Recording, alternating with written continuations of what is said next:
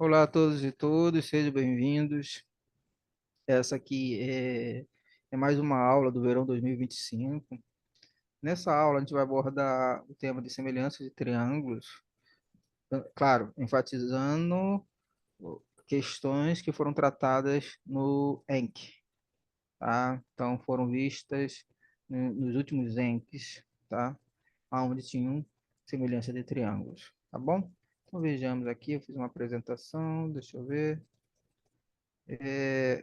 A escolha. Deixa eu ver se aparece aqui. A escolha dessa apresentação aqui. Deixa eu só fechar meu vídeo aqui, da transferência de dados. Então, a semelhança de. Deixa eu ver aqui, peraí. Deixa eu ver se eu consigo melhorar aqui. Opa, vamos ver se melhor. Bom, assim acho que fica mais agradável. Então, ó, semelhança de triângulos, né? É, a escolha, a ordenação do que é feito aqui, né? Se vocês vão perceber que a escolha foi proposital, quando foi falado lá em congruência. A escolha dos casos, a maneira que a ordem dos casos, isso foi feito de modo que você possa fazer um paralelo entre congruência e semelhança de triângulo. Então, se você olhar atentamente, a congruência é um tipo de semelhança, mas nem toda semelhança é uma congruência, tá? Então, vejamos, ó. Dizemos que dois triângulos são semelhantes quando existe uma correspondência biunívoca entre os vértices. Quer dizer, novamente, a gente visita a definição de função objetora que a gente viu na aula anterior, tá? Que ah, quando é descontextualizada, não é? Gostaram da palavra? Né, agora eu zoei vocês, agora eu não consigo falar. Quando ela não está no contexto adequado, ela aparece como uma coisa atrelada ao quê? À função inversa, coisa. E não, aqui a gente está usando o conceito, o pensamento, a habilidade para ter o quê? Uma correspondência bionívoca entre os vértices de dois triângulos, tá? De modo que os ângulos correspondentes sejam iguais e as razões entre os comprimentos correspondentes sejam sempre a mesma. Quer dizer, há uma proporcionalidade. Então, você tem uma razão de semelhança. Então, sendo essa razão de semelhança entre os lados homólogos, né? A palavra de antiga, mas que tem a ver, né? E você percebe que você tem uma proporcionalidade. K é a chamada razão de semelhança do triângulo.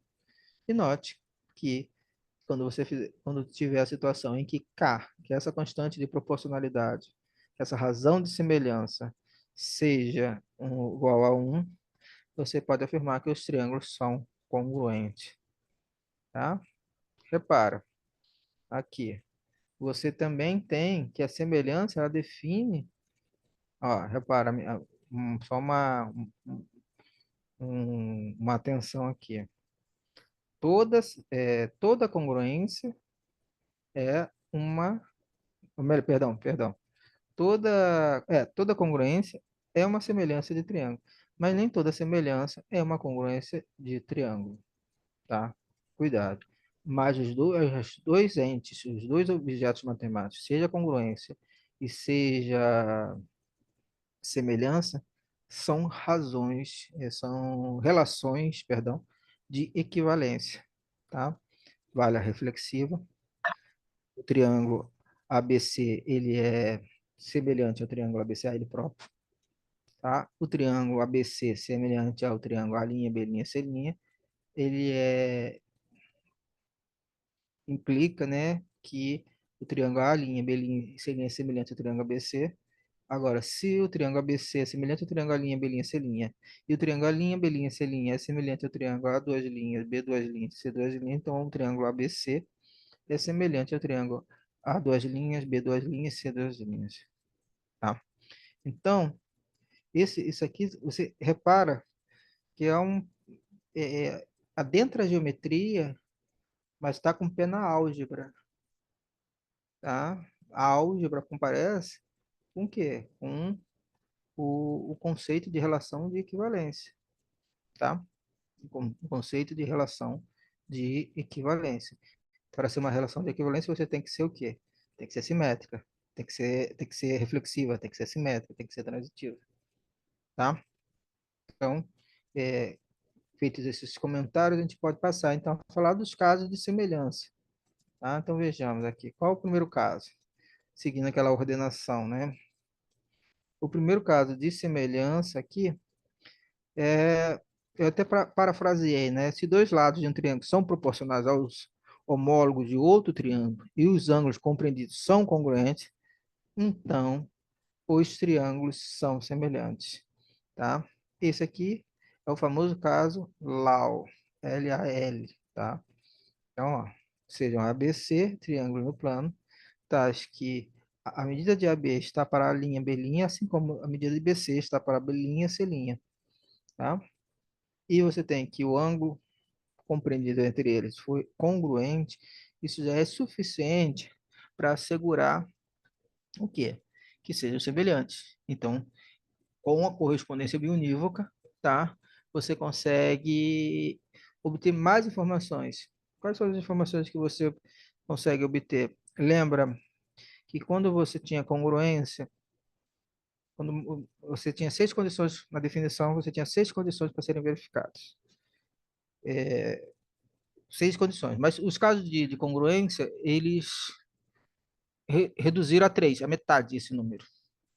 Ou seja, você demonstra três situações, que são os casos, você consegue mostrar que são congruentes. Aqui também vai acontecer a mesma coisa. Aqui vai acontecer a mesma coisa. Se você tem essas três situações, lado, ângulo, lado, tá? Você consegue provar que o quê? Que o ângulo A é congruente à linha, que o ângulo C é congruente à C', e tem a outra razão, a razão entre a C e a linha C tem que estar na mesma proporção, tá? Perceberam? Né? Então é um cuidado que a gente tem que ser feito, tá? Em símbolos, né, a notação que eu gosto de escrever isso porque sintetiza tudo, né? C, o lado C está para C', assim como B está para B', que lembrando que C é a medida do lado, né? Isso qual medida? C seria quem? Seria o lado AB. E o C' seria a medida do A', B'. E o B seria quem? O Bzinho seria a medida do segmento AC. O B' seria a medida do segmento A' e C'. E o ângulo que, tá, que aparece aí entre eles tem que ser o ângulo A, que vai ser a chapéu congruente à linha chapéu, faltou o chapéu aí. Então, daí você tira a semelhança de triângulos. O próximo caso é o caso da ângulo-ângulo, tá? Que é uma situação específica, né? Se você conseguir mostrar que dois ângulos são congruentes, cara, então eles são semelhantes. Então você já ganha a relação de proporcionalidade entre os lados, tá? E ganha a igualdade, a congruência sobre o terceiro ângulo. Então, esse aqui corresponderia ao caso ângulo, lado, ângulo para congruência, tá? Então, tem que entender dessa forma. Só que o lado, ele é proporcional, entendeu? Não importa a questão, porque se você tem o A e o B, se o A corresponde ao A' e o B corresponde à B', então você vai ter que são semelhantes e acabou. Então, esse é o caso AA, tá? Ok? Tranquilo? Tranquilo? Então, aqui você tem um A congruente à linha, B congruente a B', então você já tem a informação que o triângulo ABC é congruente à linha, B', C'. O próximo caso é o triplo L, que é uma situação interessante, né? Se dois triângulos têm lados homólogos proporcionais, então eles são semelhantes. Espera aí. Então, isso aqui vai corresponder então, a uma proporcionalidade entre os lados. Por isso que ele vai corresponder ao lado, o lado AB, ele é proporcional à linha B'. O lado BC é proporcional à B', C'. O lado AC de um triângulo é proporcional à linha, C' com a mesma constante de proporcionalidade, tá? Essa aqui é uma reflexão que tem que ser feita, tá? A gente já na, na aula anterior viu questões envolvendo semelhança, então não posso dizer para vocês que vai cair questões só de semelhança ou questões só de congruência, porque você pode acoplar as duas, os dois assuntos, tá? Entendeu? Então eles estão interligados, tá? Então você tem que ter esse jogo, né, de passar de uma coisa para outra, tá bom? Vejamos, ó, vamos aqui. Aqui a gente tem a seguinte situação, ao caso lado a lado, né, aquilo que eu tinha mencionado aqui, essa imagem já ilustra, né? Você tem aqui a constante proporcionalidade, ó, K, C', K, A', K, B' e a medida B', C', A', tá? Então, aqui você percebe que o K, C', o K, A', o K, B', isso aqui vai corresponder a quem? Ao B, ao A, ao C minúsculo, que representa o comprimento dos segmentos que compõem esse triângulo, tá? Em símbolos, você tem essa proporcionalidade. E dessa proporcionalidade, você tem a semelhança de triângulos. Tá bom? Tá?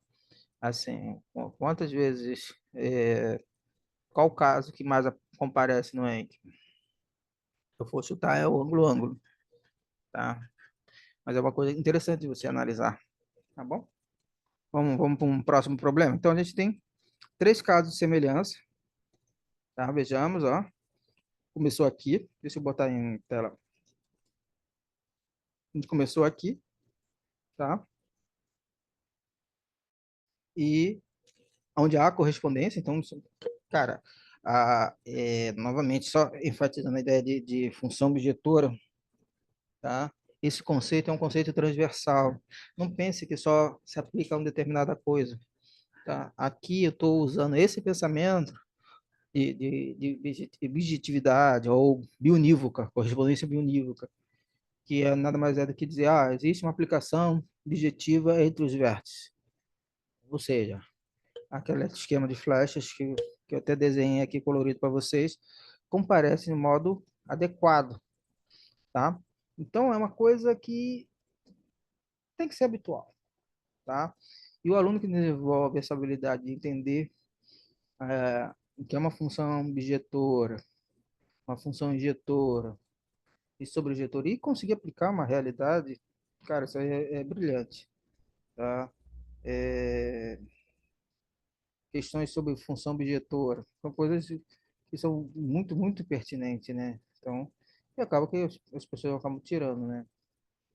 Ou deixando de lado, ou deixando no segundo plano, tá bom? Deixa eu ver aqui, vamos voltar aqui. Então, agora vamos para o problema 6. Olha esse problema 6. Não, já é um problema típico, tá? 2018, tá? É um problema típico de Encke, é uma questão bem formulada, tá? Não é mais aquela estrutura, é a linha que o Encke está seguindo. Eu vou montar uma questão de geometria de vários itens, onde a pessoa tem que fazer um pensamento, um método ou uma reflexão sobre a geometria, tá? Se eu achar que a solução é muito abstrata ou que muito artificiosa, eu dou uma dica para auxiliar. E é isso que o autor faz dessa questão. Dica: a aresta do tetraedro sabe-se que R é igual a raiz quadrada de 6 sobre 4. Isso aí é importante porque ninguém é obrigado a saber essas fórmulas, e o autor da coisa ele foi muito camarada ao dar essa informação, porque senão você perderia tempo precioso calculando para obter essa informação, tá? Então, vejamos, ó, duas esferas de raio R, duas esferas de raio R e R minúsculo, R maiúsculo, com R estritamente menor que R, são tangentes interiores, isto é, possui apenas um ponto em comum, e o centro da esfera está no interior da esfera de raio R. Olha as informações, então você já começa. você já consegue visualizar duas esferas, uma dentro da outra, de tal forma que o centro da maior está dentro, no interior da menor, tá? Prova que a interseção das duas esferas é colinear aos centros. Prova que todo ponto de interseção das duas esferas é colinear aos centros dessas esferas. Então, repare, prove que a interseção das duas esferas é colinear aos centros dessas esferas. Se você olhar bem, se você pensar, fazer uma reflexão, se você tem essa habilidade, você vai perceber que de cara que tu é. Então, ele está pedindo para provar uma coisa que visualmente já vamos ver a segunda. Sabe-se que o centro da esfera menor é o ponto médio de uma aresta de um tetraedro regular, escrito na esfera maior. Calcule R Rzinho em função de Rzão. Bom, então essa informação sobre a aresta tetraedra a gente vai ter que utilizar na letra B. Não fiz conta ainda, não escrevi nada, tá? Mas a percepção que eu tenho é que a letra A, eu vou ter que fazer uma justificativa um razoável para convencer que é colinear, tá? E a letra B, eu tenho que fazer, eu tenho que passar por essa informação aqui, porque se ele é dado, é porque tem algum motivo, ela vai ter que ser usada. Ainda não fiz conta e agora é isso que a gente vai começar a fazer, tá? Tranquilo, pessoal? Vamos fixar as ideias. Então, solução de A. Você, essa aqui é uma questão que, por exemplo, para quem não é bom em geometria, é a questão que a gente briga, tá? É aquela questão que a gente vai brigar, tá? Para fazer porque quem é bom em geometria e tem uma percepção de como a solução vai ser construída, é aquela questão que ele vai fazer questão de escrever bem, tá? Então, vejamos, ó. Seja O o centro da esfera de raio R maiúsculo, e M o centro da esfera de raio menor, e P o ponto de interseção entre as duas esferas. Fiz um desenho aqui, tá? Fiz um desenho, tá? Aqui, tá? A esfera, suponhamos por absurdo, ó, suponhamos por absurdo que P, M, O sejam colineares. Não sejam colineares. Então, lembra aquele pensamento? Pô, eu olhei, pensei, vi as informações e visualizei a solução. Mas assim, qual o método? Como é que eu vou provar que são colineares? Colocar coordenadas? Não, porque você tem que usar os argumentos da geometria. Então, então a única maneira assim, razoável, suponha para absurdo. Suponha para absurdo que P, M e O não sejam colineares. Então, temos que P, M e O é um triângulo. Razoável? Se não são colineares, esse é um triângulo. Tome o ponto Q, que é a projeção de P sobre o lado OM, tá? Vejamos, ó. Aqui tem vários desenhos aqui que, de explicação que eu fiz da outra vez. Então, ó, então, e P' tal que Q seja o ponto médio de P'. Repara, olha o que a gente está fazendo. Vamos voltar aqui. Ó, OM, QP, não é? A projeção de P sobre o lado OM. E agora eu vou escolher P' de tal forma, ó, P e P', tal que Q seja o ponto médio de P'. P', tá vendo? Então a escolha do ponto Q é como se estivesse. Tem várias maneiras de você escrever isso. Tá? A maneira que a Gabarito optou, eu não faria dessa forma. Eu dizer, não, prolongando o segmento PQ, depois escolhendo P', de tal forma que a medida de P' e Q' seja igual a QP, tá? Eu acho uma forma mais adequada. Mas, enfim, vamos pensar aqui que nem a pessoa que está corrigindo a prova. Observa o seguinte, ó. Eu sei o seguinte. Se eu estou considerando aqui esse O Q P e esse O Q P', cara, isso aí é 90 graus. Por que ele vai ser 90 graus? Ó? Pela maneira pela qual a gente escolheu ele, né? A gente escolheu ele de tal forma que fosse o ponto médio, certo? Então, olha o que vai acontecer. Então, OP e OP' é igual a R, certo? Que é o raio da circunferência de raio maior, tá? OQP e OQP' formam um ângulo de 90, porque ele é a projeção, tá? Apesar do meu desenho estar envesado, ele é a projeção. Vamos ver. Ó, cadê? É, projeção de P sobre OM. Aí você olha aqui, caramba, mas está torto. Não, não está torto. Foi o desenho que está envesado. Você tá? Então, formando um ângulo de 90 graus. Então, PQ, a medida de PQ é igual a QP', tá?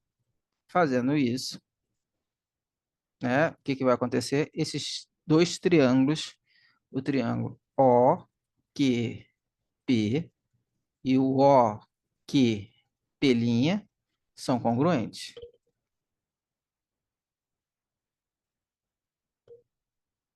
O triângulo MQP e o triângulo MQP', ele, por sua vez, vamos fazer uma comparação aqui para ver. Vou mostrar que eles também são congruentes.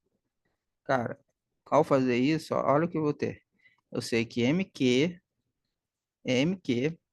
é, é igual a MQ, porque é o lado comum.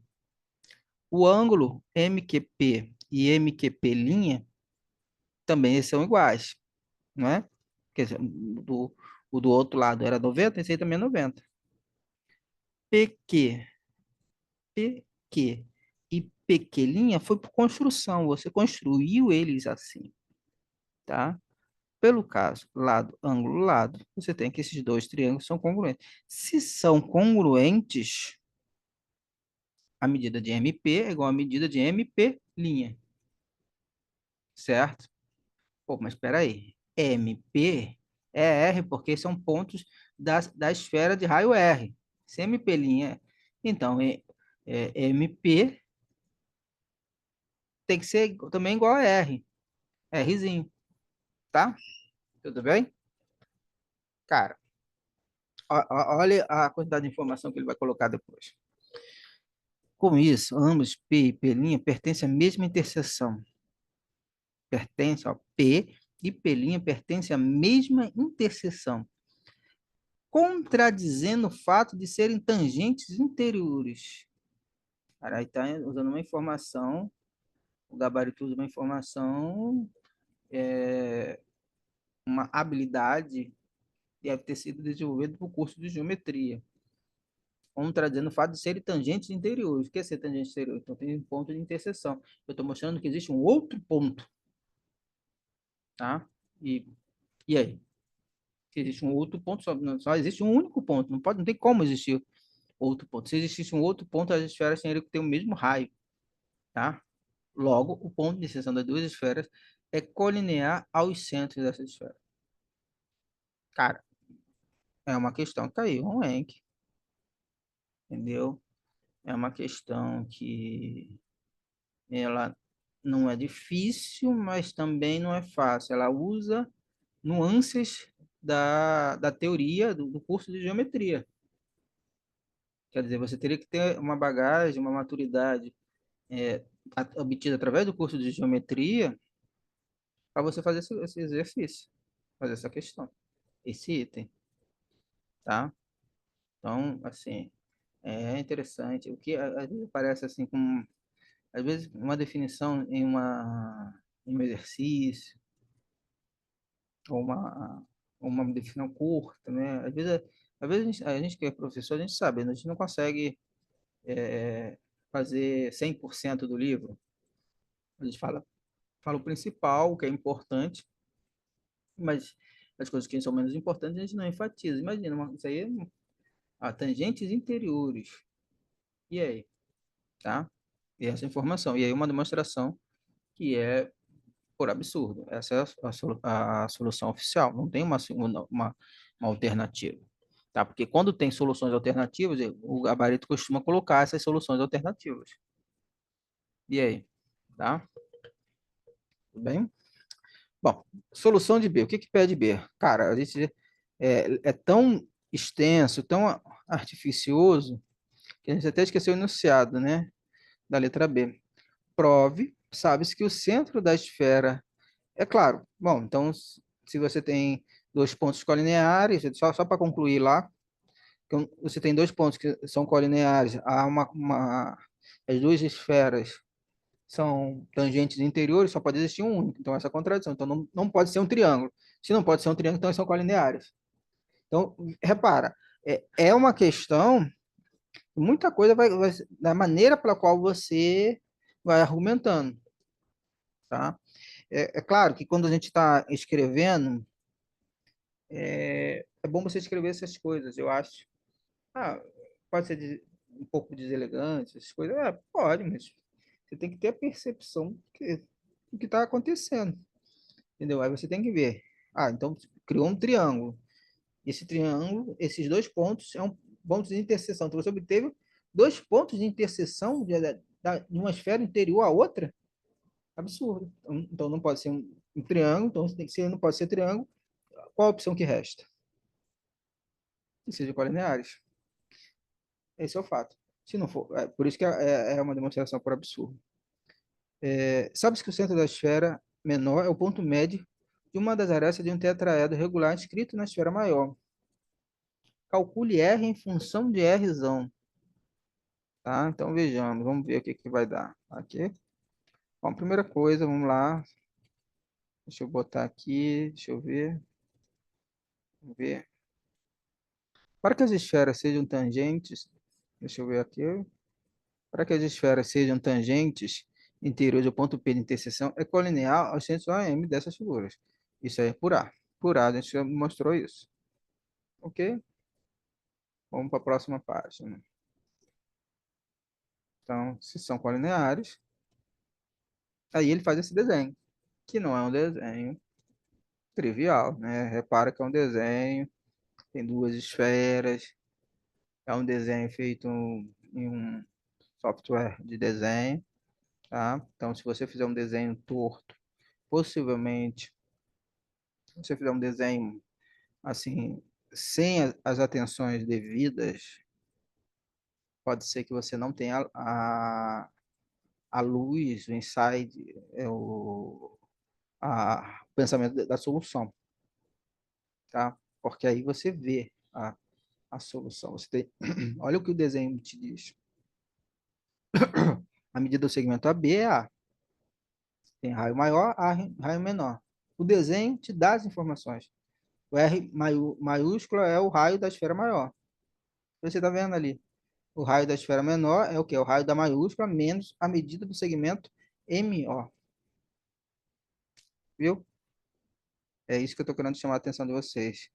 É um desenho feito sem um cuidado adequado, sem uma atenção adequada, pode te induzir ao erro. Se você não colocar as notações devidas também, tá vendo? Aqui, ó, botou as informações que eu vou trabalhar. Quais são as informações que eu vou trabalhar? Eu vou trabalhar com o ponto P, ponto de interseção, o ponto M, que é o centro da esfera de raio menor, o ponto O, que é o centro da esfera de raio maior. Coloquei A, B, tá? Que são os pontos de interseção, tá? Então, são os pontos onde o tetraedro, os vértices do tetraedro está localizado, tá? Então, ó, seja B as extremidades da aresta que contém o ponto M, o centro da esfera menor. Como M é um ponto médio de AB, de fato ele vai ser, né? A medida de AB é a metade disso aqui. Novamente, tá? As informações, são adquiridas da maturidade do curso de geometria, tá? É aquele negócio, tem que, você usa as informações, por isso que eu enfatizo a importância do caderno de geometria, né? Você ter ele à mão, tá? Olhar ele, ver. Agora, nesse momento, você tem ver as partes que são importantes, os argumentos, tá? Para você poder fazer essas associações e você construir argumentos, tá? Ó, observe agora o triângulo isósceles, o triângulo AOB. Ele é isósceles. Por que ele é isósceles? Por a medida do ângulo, a medida do segmento AO. OB é igual ao raio da esfera de tamanho maior. De fato, então, é o raio. Ó, o desenho te dá essas informações. Então, AMO, o ângulo em M e A é 90 graus. Pelo teorema de Pitágoras, 90 graus, teorema de Pitágoras já dá conta do recado. Tá bom? Tranquilo, pessoal? Tudo bem? Então, agora, vejamos. Ó. Agora, você tem as informações. MO, AM e AO.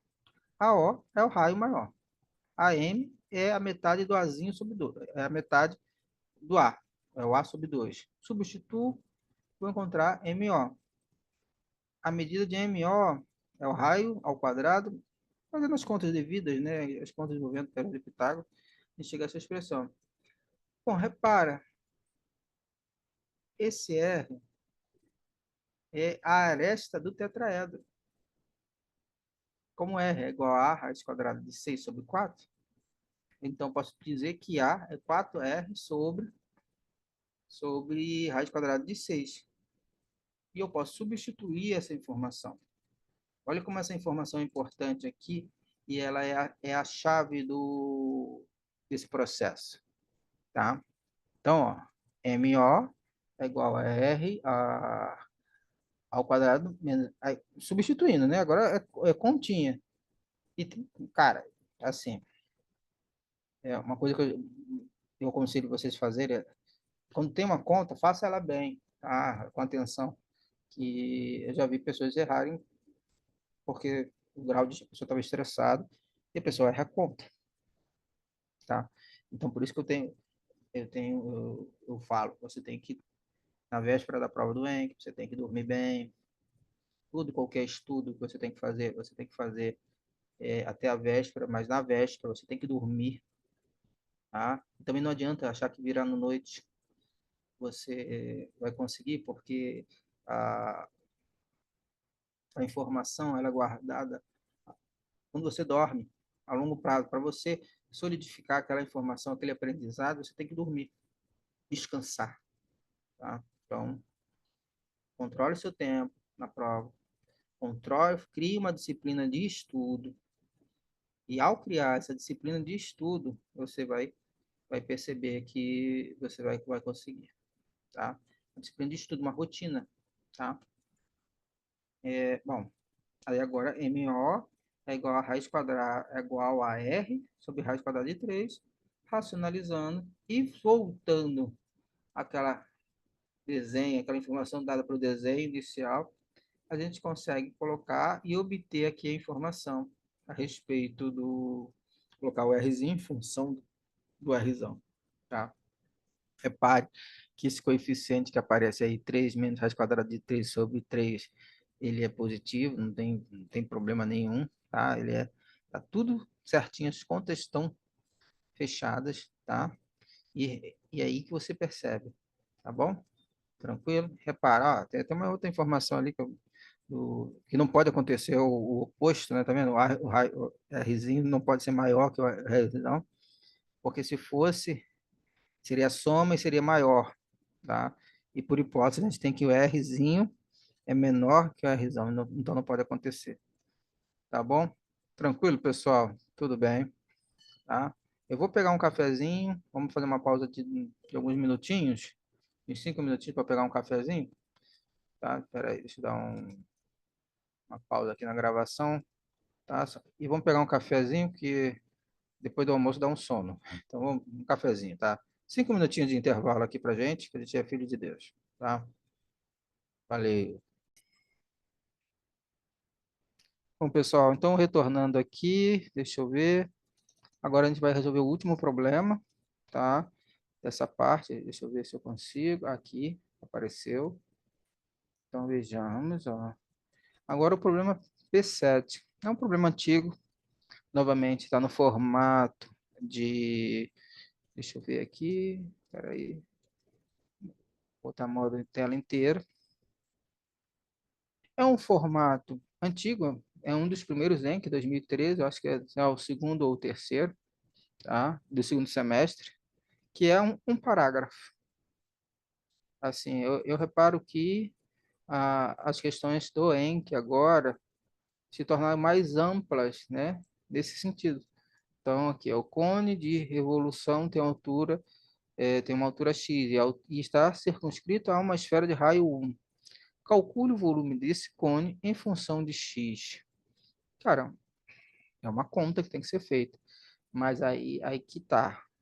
Essa conta que você tem que fazer, é que eu sempre menciono isso. O que você sabe fazer, você tem que fazer bem.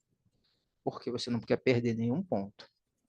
O que você não tem ideia, não tem, aí você vai brigar. Como é que você vai brigar quando você não tem ideia? Coloca as informações, você escreve as informações, tenta fazer o desenho, tenta buscar alguma informação, nesse caso aqui, nesse contexto aqui, alguma coisa de geometria, entendeu? Alguma coisa da aula de geometria, lembra do seu professor de geometria falando alguma coisa, porque as questões do Encke, elas são inéditas, mas elas estão atreladas ao conteúdo de geometria. Você pode pensar em uma solução diferente do gabarito. Pode. Pode. Você pode pensar uma solução diferente do gabarito, mas que você não consiga completar o pensamento porque ficou muito artificioso. Mas nesse pensamento aí, você pode ganhar uma pontuação intermediária. E uma pontuação intermediária é importante, sim, tá? Não se deixa a questão em branco no Encke. Se briga até o final, tá? Entendeu? Um conselho é, sabe fazer? Não faz no rascunho. Cada um sabe de si, né? Mas, assim, um conselho que eu posso dar, sabe fazer? Faz direto. Porque se você fizer no rascunho, depois passar para a prova, você vai perder um tempo razoável para você escrever na prova. E toda vez que a gente refaz isso, a gente perde um tempo razoável porque a gente acaba modificando o que foi escrito, tá? Então, é preferível você fazer diretamente na prova, tomando cuidado, tá? Aqui, por exemplo, não tem noção do que eu vou fazer. Não tem figura. Então, primeira coisa, você desenha as figuras. Começa dando nome para as coisas, tá? Aqui a anotação foi toda baseada no gabarito. Então você tem aqui, ó, A, B, triângulo, triângulo, cone. Pô, não vou desenhar um cone? Não, vou desenhar um corte um corte transversal, né? É, novamente, repara, é, um corte transversal. Então, consigo desenhar um triângulo, que ele tá olhando, eu estou olhando o cone de frente. A esfera, quando eu faço corte transversal, torna-se uma circunferência, então é razoável você fazer esse desenho. E tem informações, ó, aqui, ó. Um cone de revolução tem altura x, tá? Então você coloca a marcação. E está escrito uma esfera de raio 1. Calcule o volume. Tá inscrito, a esfera está circunscrito, perdão, está circunscrito pela esfera, o cone de revolução está circunscrito a uma esfera, aí está fora da esfera, então ele está tocando na esfera. Então tem um ponto de tangência. Então esse ponto de tangência, vamos dar um nome para ele, vamos chamar de T. Aí você tem a geratriz CB do cone. Cara, se é ponto de tangência, a gente sabe da geometria que esse ponto tangente ele é perpendicular, a reta tangente é perpendicular a essa ao raio da esfera, tá? Onde está escrito isso? Tá? Em alguma parte lá do seu livro de geometria tem essa informação, tá? É um conhecimento sabido, né? Então, tá? E, inevitavelmente, a gente não consegue provar tudo, né? A gente tem que usar a informação que tem no livro. A informação, no caso aqui, a informação do livro de geometria do Prof. Mate, tá? Então, é importante você dar uma olhada. Eu aconselho olhar o caderno. O caderno, o professor já destrinchou as informações, mas quem não tem, olha o livro novamente, entendeu? Para poder fazer esse acompanhamento, tá? Aí agora note o quê? Esse CM, que é o quê? Pela construção, pelo próprio desenho, te dá essas informações, CM tem a medida de X, que é o eixo do cone, né? É o eixo, então chama de X. OM, a medida de OM é a medida do raio. E OT, a medida do segmento OT, também é a medida do raio da esfera. CB, por sua vez, eu tendo o raio Rzinho do cone e a altura do cone igual a X, eu consigo fazer uma descrição, consigo fazer um teorema de Pitágoras. É engraçado que em muitas questões de, assim, de geometria, que o teorema de Pitágoras aparece várias vezes, é, é incrível, mas assim, então a gente tem que dar importância, bastante importância ao teorema de Pitágoras. Tá? Não olha com olho torto, não, não desdém, dizendo que sabe fazer, porque dependendo do contexto do enunciado da questão, é complicado. Você tem que ter maturidade para poder fazer as jogadas de modo adequado, tá? Então, a medida do segmento CB é igual a raiz quadrada de R ao quadrado mais X ao quadrado. Ok. Bom, vejamos, ó. Olha aqui. De novo, o caso de semelhança. O que que a gente vai fazer semelhança? A gente vai olhar o triângulo CTO, que tá, ele é interior ao triângulo CMB, tá no desenho ao lado, tá? E eu tenho informações aqui. Eu tenho que dois ângulos são comuns, ó. Tem um ângulo comum, que é o ângulo em C, tá? Que é o mesmo para os dois, e tem um ângulo de 90 graus, tá? Então, olha o que apareceu, ângulo, ângulo, caso semelhança. Os dois triângulos são semelhantes. Tranquilo, pessoal, tudo bem? Veja, vamos ver aqui, vamos para a próxima página, tá? Prometo que já está acabando, tá? Da semelhança tem uma razão de semelhança. Então, vejamos, olha as informações que eu tenho. Eu tenho OC. OC é quem? OC, deixa eu ver, deixa eu aparecer aqui. OC, tá? É x menos 1. Então, eu peguei só o recorte do triângulo, tá? Então, OC é x menos 1. CB, Teorema de Pitágoras matou. TO é o raio, ou melhor, TO é o raio da esfera. Então, tem a mesma medida, vale 1, tá? E MB é o raio do cone. Cara, então a gente vai, e agora é um processo de conta, a gente vai desenvolvendo. Aqui tem uma equação, tem uma raiz quadrada, a gente quer tirar o problema da raiz quadrada, então a gente eleva ao quadrado a ambos os lados, tá? É um processo de conta. E ó, conselho, cara, essas contas não pode errar não, tá?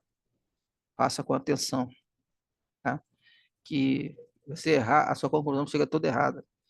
Você perde quase meio ponto, dependendo do erro, pode perder a questão até inteira, tá? Então, cuidado quando fizer essas contas, tá? Faça as contas direitinho, com calma. Novamente, voltando lá na questão de passar limpo, e a prova, às vezes, você está correndo, você esquece um termo quando você está passando a limpo. Cara, eu já vi cada coisa, tá? Então, eu aconselho vocês tomarem cuidado e ir fazendo a escrita de modo adequado, tá? Multiplica em cruz, sem problema nenhum. Depois corta o que tem que cortar, corta o R ao quadrado com o R ao quadrado dos dois lados. Depois passa isola o r ao quadrado e passa aquele coeficiente, o coeficiente aqui, nessa situação aqui, ó, tá vendo? Deixa eu ver aqui. Aqui, essa situação, deixa eu ver. Ó, tela inteira, né? Aqui, passa esse que está entre parênteses para o outro lado dividindo. Pode colocar o x em evidência ou não, isso aí. Mas, assim, é aconselhável você colocar o x em evidência e cortar, fazer simplificações que são devidas. Então, fica r ao quadrado igual a x sobre x menos 2. Fica aí a informação simples. Você encontrou r ao quadrado, porque o volume é 1/3 de πr, né? R ao quadrado vezes a altura do cone. Cara, r ao quadrado deu x sobre x menos 2. Então, a gente conseguiu encontrar a expressão. Tá? Tranquilo, pessoal? Tudo bem? Tá? E aí é que é a questão, né? A questão que está envolvida, né? Então, repara, são questões envolvendo aqui o quê? Deixa eu ver aqui. São questões envolvendo semelhança de triângulos, tá? Nesse caso aqui a gente viu duas situações, tá bom? Mas assim, eu acho que a importância da disciplina de geometria na construção do aluno, ele é porque todo qualquer pensamento abstrato, né? Ele tem que sair de alguma coisa, de algum lugar. Então, quando você está treinando seu aluno com geometria, né? Essas informações elas vão criar habilidades que hoje estão sendo retiradas do ensino, né? Ah, então, por exemplo, lidar com grau, comentário a respeito do ensino, com grau, radiano, com grados ou com grau mesmo. Pô, eu tenho situações que eu percebo que tem alunos que não sabem olhar a hora no relógio de ponteiro. Então, como é que você vai ensinar grau, né? Como é que você vai ensinar ângulo, tá? Como é que você vai ensinar uma coisa abstrata se tem essa dificuldade, tá? Então, acho que o ensino da geometria ele é de suma importância, tá? Claro, o ensino em geral de álgebra, mas assim, eu vejo que a geometria ela tem um papel muito importante na formação dos alunos, na escrita, né? A habilidade, claro, uma cadeira de desenho geométrico, é um sonho dar uma cadeira de desenho geométrico. É uma aula cansativa? É uma aula cansativa para o professor e para o aluno, mas quando a gente dá essa cadeira, a cadeira de quando eu falo de geométrico, é construção de perpendicular, construção. Ensinar o aluno a criar essa habilidade, tá? E eu acho que está se perdendo essas coisas, tá? Tá bom? Então, pessoal, vamos encerrar por hoje. A gente vai ficar mais 5 minutinhos só para conversar, tá? Mas eu vou encerrar a gravação aqui, tá bom? Então, fica mais 5 minutinhos que a gente vai encerrar. Tá? Valeu.